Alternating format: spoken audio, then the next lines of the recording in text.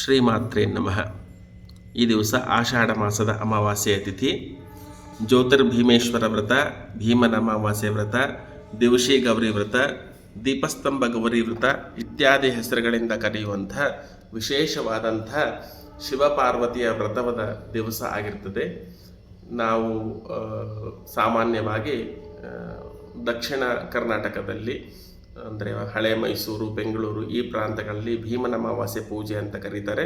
ಉತ್ತರ ಕರ್ನಾಟಕದಲ್ಲಿ ಮತ್ತು ಮಹಾರಾಷ್ಟ್ರದ ಅಂಚಿನಲ್ಲಿರ್ತಕ್ಕಂಥ ಪ್ರದೇಶಗಳಲ್ಲಿ ದಿವಶಿ ಗೌರಿ ಎಂದು ವಿಶೇಷವಾಗಿ ಗೌರಿಯನ್ನು ಪೂಜೆ ಮಾಡುವಂಥ ಒಂದು ಪದ್ಧತಿ ಇದೆ. ಎರಡೂ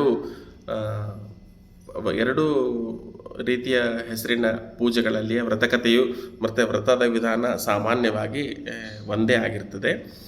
ಈ ದಿವಸ ವಿಶೇಷವಾಗಿ ದೀಪಸ್ತಂಭದಲ್ಲಿ ಉಮಾಮಹೇಶ್ವರರ ಸನ್ನಿಧಾನವನ್ನು ಚಿಂತಿಸಿ ದೀಪಸ್ತಂಭವನ್ನು ವಿಶೇಷವಾಗಿ ಗೌರಿ ಮತ್ತು ಶಿವನ ಸಾಕ್ಷಾತ್ ರೂಪವೆಂದೇ ತಿಳಿದು ಪೂಜಿಸುವಂಥ ಒಂದು ಪರಿಪಾಠ ಇರ್ತದೆ. ಸ್ಕಾಂದ ಪುರಾಣದಲ್ಲಿ ನಿರೂಪಿತವಾಗಿರ್ತಕ್ಕಂಥ ಪತಿ ಸಂಜೀವನಿ ವ್ರತ ಅಥವಾ ಭೀಮೇಶ್ವರ ಅಮಾವಾಸ್ಯೆ ವ್ರತ ಕಥೆಯಲ್ಲಿಯೂ ಸಹ ನಾವು ದೀಪಸ್ತಂಭವನ್ನು ವಿಶೇಷವಾಗಿ ಪೂಜೆ ಮಾಡುವಂಥ ಪರಿಪಾಠದ ಬಗ್ಗೆ ನಾವು ಹೇಳ್ತೀವಿ. ವ್ರತದ ಕಥೆಯಲ್ಲಿ ಒಬ್ಬ ರಾಜನ ಮಗ ಮೃತನಾಗಿರ್ತಾನೆ. ಆತನಿಗೆ ಮದುವೆ ಆಗಿರೋದಿಲ್ಲ. ರಾಜ ದಂಪತಿಗಳಿಗೆ ಮೃತನಾದ ತಮ್ಮ ಮಗನಿಗೆ ಮದುವೆ ಮಾಡಿ ಸಂತೋಷ ಪಡಬೇಕು ಎನ್ನುವಂಥ ಒಂದು ವಿಚಿತ್ರವಾದ ಬಯಕೆ ಮೂಡ್ತದೆ. ಅದಕ್ಕಾಗಿ ಅವರು ಊರಿನಲ್ಲೆಲ್ಲ ಡಂಗೂರ ಸಾರ್ತಾರೆ. ಯಾರು ತನ್ನ ಮೃತನಾದ ಮಗನಿಗೆ ಕನ್ಯಾದಾನವನ್ನು ಮಾಡಿಕೊಡ್ತಾರೋ ಅಂಥವರಿಗೆ ಲಕ್ಷ ದ್ರವ್ಯವನ್ನು ನಾವು ನೀಡುತ್ತೇವೆ ಅಂತ ಹೇಳಿ ಡಂಗುರವನ್ನು ಹೊಡಿಸಿದಾಗ ಆ ಊರಿನಲ್ಲಿರುವಂಥ ಒಬ್ಬ ಬಡ ಬ್ರಾಹ್ಮಣನು ತನ್ನ 5 ಜನ ಹೆಣ್ಣು ಮಕ್ಕಳು ಮತ್ತು 9 ಜನ ಗಂಡು ಮಕ್ಕಳ ಪೋಷಣೆಗಾಗಿ ಆತ ಕಷ್ಟಪಡ್ತಾ ಇರ್ತಾನೆ. ಅದರಲ್ಲಿ ಒಬ್ಬ ಮಗಳನ್ನು ನಾನು ಕನ್ಯಾದಾನ ಮಾಡಿಕೊಟ್ರೆ ಬಂದ ಹಣದಲ್ಲಿ ಉಳಿದ ಪರಿವಾರವನ್ನು ತಾನು ಪೋಷಣೆ ಮಾಡಬಹುದು ಅನ್ನೋ ಉದ್ದೇಶದಿಂದಾಗಿ ಆತ ರಾಜನ ಮೃತ ಮಗನಿಗೆ ತನ್ನ ಮಗಳನ್ನು ಧಾರೆ ಎರೆದು ಕೊಡ್ತಾನೆ. ಮದುವೆ ಆದ ನಂತರ ಆ ಮಗನ ಕಳೇಬರವನ್ನು ತೆಗೆದುಕೊಂಡು ರಾಜ ಪರಿವಾರದವರು ಅಂತಿಮ ಸಂಸ್ಕಾರ ಮಾಡುವುದಕ್ಕಾಗಿ ಸ್ಮಶಾನಕ್ಕೆ ಹೋದಾಗ ಅಲ್ಲಿ ದೈವ ಸುಯೋಗದಿಂದ ಮಳೆ ಬಂದು ಸಂಸ್ಕಾರ ಮಾಡಲಾಗದೆ ಅವರೆಲ್ಲರೂ ಹಿಂದಿರುಗಿ ಬರ್ತಾರೆ.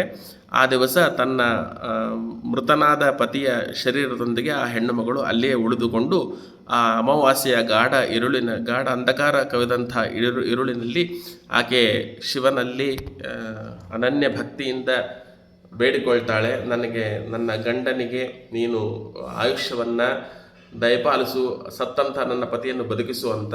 ಆಗ ಭಕ್ತವತ್ಸಲನಾದ ಪರಮೇಶ್ವರನು ಪಾರ್ವತಿ ಸಹಿತನಾಗಿ ನಂದಿವಾಹನನಾಗಿ ಅಲ್ಲಿ ಅವಳಿಗೆ ದರ್ಶನ ಕೊಟ್ಟು ಅವಳಿಗೆ ಪಥಸಂಜೀವನಿ ವ್ರತವನ್ನು ಆಚರಿಸುವಂಥ ಒಂದು ಪದ್ಧತಿಯನ್ನು ಬೋಧನೆ ಮಾಡ್ತಾನೆ ಅಂಥೇಳಿ ವ್ರತಕಥೆಯಲ್ಲಿ ಬರ್ತದೆ. ಆಕೆ ಪರಮೇಶ್ವರನು ತನಗೆ ಬೋಧಿಸಿದ ರೀತಿಯಲ್ಲಿಯೇ ಅಲ್ಲಿ ಸಿಕ್ಕಂಥ ಪೂಜಾ ದ್ರವ್ಯಗಳನ್ನೇ ಅಂದರೆ ಮಣ್ಣಿನಿಂದ ಉಂಡೆಗಳನ್ನು ಮಾಡಿಕೊಂಡು ಅದನ್ನೇ ಕಡುಬು ಎಂದು ಚಿಂತಿಸಿ ಆಲದ ಎಲೆ, ಆಲದ ಬೀಜ ಇತ್ಯಾದಿಗಳಿಂದ ಅವನ್ನು ಪೂಜಾ ದ್ರವ್ಯಗಳು ಅಂತ ಭಾವಿಸಿ ಅನನ್ಯ ಭಕ್ತಿಯಿಂದ ಆಕೆ ಅಲ್ಲಿ ಪೂಜೆ ಮಾಡಿ ತನ್ನ ಪತಿಯ ಆಯುಷ್ಯವನ್ನು ಮತ್ತೆ ಮರಳಿ ಪಡಿತಾಳೆ. ಮರುದಿವಸ ಅವರೆಲ್ಲರೂ ತಮ್ಮ ಅರಮನೆಗೆ ಹಿಂತಿರುಗಿ ಆ ನಂತರ ಸುಖವಾಗಿರ್ತಾರೆ ಅಂಥೇಳಿ ಈ ಕಥೆಯನ್ನು ಆ ದಿವಸ ಹೇಳಿಕೊಳ್ಳುವಂಥ ಪರಿಪಾಠ ಇದೆ. ದಿವಶಿ ಗೌರಿ ಹಾಡು ಅಂಥೇಳಿ ಒಂದು ಹಾಡನ್ನು ಸಹ ಬಹಳಷ್ಟು ಜನ ಹೇಳಿಕೊಳ್ಳುವಂಥ ಒಂದು ಪದ್ಧತಿ ಇರ್ತದೆ. ಸಾಮಾನ್ಯವಾಗಿ ಮದುವೆಯಾಗದ ಎಲ್ಲ ಹೆಣ್ಣು ಮಕ್ಕಳು ಸಹ ಮನೋನುಕೂಲವಾದ ಪತಿ ಸಿಗಲಿ ಅಂಥೇಳಿ ಈ ದಿವಸ ಈ ದಿವಶಿ ಗೌರಿ ಪೂಜೆಯನ್ನು ಮಾಡ್ತಾರೆ. ಮತ್ತು ಮದುವೆಯಾದ ನಂತರ ಹೆಣ್ಣು ಮಕ್ಕಳು 9 ವರ್ಷಗಳ ಪರ್ಯಂತ ಈ ವ್ರತವನ್ನು ಆಚರಿಸಿ ಅನಂತರ ಉದ್ಯಾಪನೆಯನ್ನು ಮಾಡಿ ವ್ರತವನ್ನು ಸಂಪನ್ನಗೊಳಿಸುವಂಥ ಒಂದು ಪರಿಪಾಠ ಇದೆ.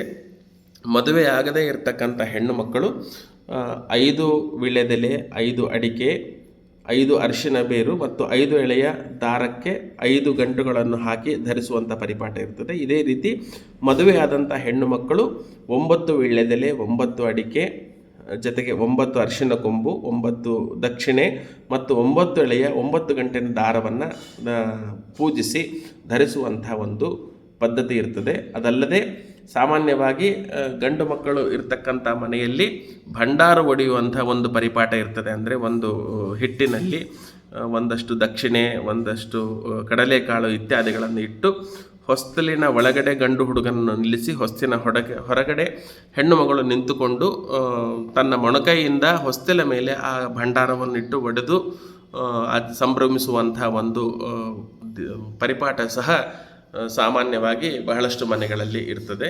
ಇದು ಒಂದು ರೀತಿಯಲ್ಲಿ ಅಣ್ಣ ತಂಗಿಯರ ಬಾಂಧವ್ಯವನ್ನು ಬೆಳೆಸುವ ಹಬ್ಬವೂ ಆಗಿದೆ. ಜೊತೆಗೆ ಹೆಣ್ಣು ಮಕ್ಕಳಿಗೆ ತಮ್ಮ ಸೌಮಂಗಲ್ಯಕ್ಕಾಗಿ ಪಾರ್ವತೀ ದೇವಿಯರನ್ನು, ಪರಮಾತ್ಮನನ್ನು ಪೂಜಿಸುವಂಥ ಒಂದು ಮಂಗಳಕರವಾದ ದಿವಸವೂ ಆಗಿರ್ತದೆ. ಈ ದಿವಸ ನಾವೆಲ್ಲರೂ ಪಾರ್ವತಿ ಪರಮೇಶ್ವರರನ್ನು ಅನನ್ಯ ಭಕ್ತಿಯಿಂದ ಉಪಾಸನೆ ಮಾಡಿ ನಮ್ಮ ಪರಿವಾರಕ್ಕೆ ಅವರ ರಕ್ಷಣೆ ಸದಾ ಇರಲಿ ಅಂತ ಬೇಡಿಕೊಳ್ಳೋಣ. ದಿವಸಿ ಗೌರಿ ಅಂದರೆ ಬೆಳಕಿನ ಗೌರಿಯು ನಮ್ಮೆಲ್ಲರ ಬಾಳನ್ನು ಬೆಳಗಿಸಲಿ, ಆಕೆಯ ಮಂಗಳಕರವಾದ ಬೆಳಕು ನಮ್ಮ ಮನೆಗಳನ್ನು ಬೆಳಗಲಿ ಅಂತ ಹೇಳ್ತಾ ವಿರಮಿಸ್ತೇನೆ. ಶ್ರೀಮಾತ್ರೇ ನಮಃ.